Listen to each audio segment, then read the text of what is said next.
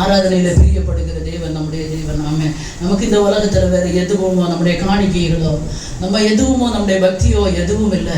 கர்த்தரை நாம் ஆராதிக்கிற ஆராதனையில என் தேவன் பிரியப்படுகிறார். ஹல்லேலூயா. அவர் அந்த ஆராதனையில இறங்கி வந்து ஆசீர்வதிக்கிற தேவன். ஆமென். திரும்ப திரும்ப பரிசுத்த ஆவியானவர் இந்த வார்த்தையை இருதயத்துல தருகிறார். ஆகாருடைய கண்கள் மறைக்கப்பட்டதை தவிர நீரூற்று அங்கதான் இருந்தது. வனாந்தரத்துல தான் இருந்தது சிஸ்டர். வனாந்தரத்துல தான் நீரூற்று இருந்தது. ஒருவேளை வாழ்க்கை வனாந்தரமா இருக்கலாம். நீரூற்று ஒரு காலம் மறைக்கப்படல. ஆனா மறைக்கப்பட்ட ஆகாரின் கண்களை கர்த்தர் திறந்தார் பாருங்க. ஹல்லேலூயா. ஹல்லேலூயா. மனுஷன் கொடுக்கிறது ஒரு துருத்தி தான். கர்த்தர் கொடுக்கிறது ஒரு நாளும் வற்றாத ஒரு நீரூற்று. ஆமென். நீ நீர் பாய்ச்சலான தோட்டத்தை போலவும் வற்றாத நீரூற்றை போலவும் இருப்பீங்க. ஏன்னா கர்த்தருக்கு மட்டும் அர்ப்பணிங்க. சும்மா நிபந்தனை இல்லாம கர்த்தர் எந்த ஆசீர்வாதத்தையும் தர மாட்டார். அவருடைய வேதத்துக்கு செவி கொடுங்க.